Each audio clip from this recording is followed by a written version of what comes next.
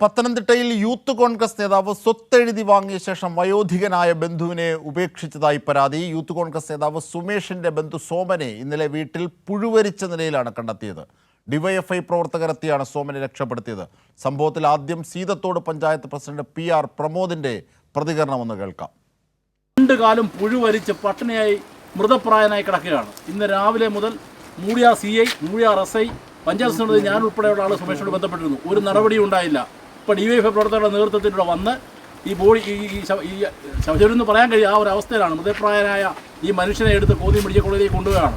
ഇതാണ് പൊതുപ്രവർത്തനം. കോന്നി നിയോജകമണ്ഡലത്തിൻ്റെ നേതാവാണ് ഈ ചെയ്തു വെച്ചിരിക്കുന്നത്.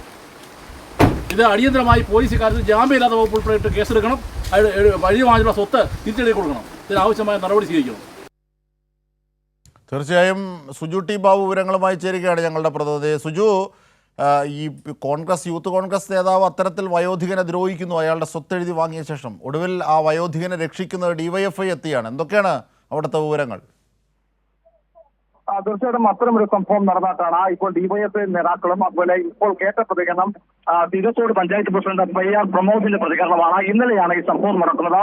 രാവിലെയാണ് ഇത്തരം സോമൻ എന്ന് പറഞ്ഞ വയോധികനെ പുഴുവരിച്ച നിലയിൽ കണ്ടെത്തുന്നതായിട്ട് വിവരം ലഭിക്കുന്നത്. സ്ഥലത്ത് PR പ്രമോദ് സീതത്തോട് പഞ്ചായത്ത് പ്രസിഡന്റ് എത്തുന്നു. പിന്നീട് ഈ മധ്യസ്ഥ ചർച്ചയൊക്കെ നടത്തുന്ന എല്ലാം പരാജയപ്പെടുന്ന ഘട്ടത്തിലാണ് DYFI പ്രവർത്തകർ പെരുന്നാട് ബ്ലോക്ക് കമ്മിറ്റിയിലെ പ്രവർത്തകരെത്തി ആ വയോധികനെ രക്ഷപ്പെടുത്തി ആശുപത്രിയിലേക്ക് മാറ്റുന്നു. മികച്ച ചികിത്സ ഉറപ്പാക്കുന്നു. ഇതെല്ലാം തന്നെ ദൃശ്യങ്ങളിൽ വ്യക്തമാണ്. ആൾക്കാർ വയോധികനാണെന്നും അദ്ദേഹത്തിന്റെ അവസ്ഥ ഒരു മൃദുപ്രായനായ അവസ്ഥയിലെത്തി എന്നുള്ള കാര്യത്തിൽ ഇതിലാണ് യൂത്ത് കോൺഗ്രസ് കോന്നിയിലെ നേതാവ് സുമേഷിനെതിരെ ആരോപണം ഉയരുന്നത്. സുമേഷിന്റെ പിതാവിന്റെ ജ്യേഷ്ഠനാണ്. അങ്ങനെ ഈ ജ്യേഷ്ഠന്റെ കയ്യിൽ നിന്ന് സ്വത്ത് അടിച്ചു മാറ്റിയ ശേഷം ഈ വീട്ടിലെ ഷെഡിൽ ഉപേക്ഷിച്ചു എന്നുള്ള പരാതിയാണ് ഇപ്പോൾ ഉയർന്നത്. സുമേഷ് ഈ പരാതി നിരസിക്കുന്നുണ്ട്. എന്നാലും ഗുരുതരമായ വിഷയമാണ്. അതിൽ രണ്ട് കാര്യങ്ങളുണ്ട് അജിംഷാദ്. ഒന്നാമത്തെ കാര്യം, ഇത്തരത്തിൽ ഒരു വയോധികൻ എങ്ങനെയാണ് പുഴുവരിച്ച നിലയിൽ വീടിന്റെ ഷെഡിനുള്ളിൽ അല്ലെങ്കിൽ വീട്ടിൽ അങ്ങനെ കഴിയേണ്ട വന്നത്? അദ്ദേഹത്തിന് എന്തുകൊണ്ടാണ് ഇത് പരിഹരിച്ചില്ല എന്ന ചോദ്യമുണ്ട്.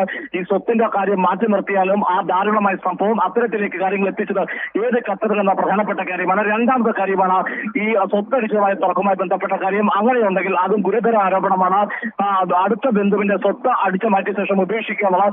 എന്തായാലും ഈ കാര്യത്തിൽ കേസെടുക്കണമെന്നാണ് DYFI ആവശ്യപ്പെടുന്നത്. ഇതുമായി ബന്ധപ്പെട്ട DYFI പെരുന്നാട് ബ്ലോക്ക് കമ്മിറ്റി ശക്തമായ പ്രക്ഷോഭത്തിന് കൂടിയാണ് ഒരുക്കുന്നത്. ഒരു കാര്യം കൂടി ശ്രദ്ധിക്കേണ്ടതുണ്ട്.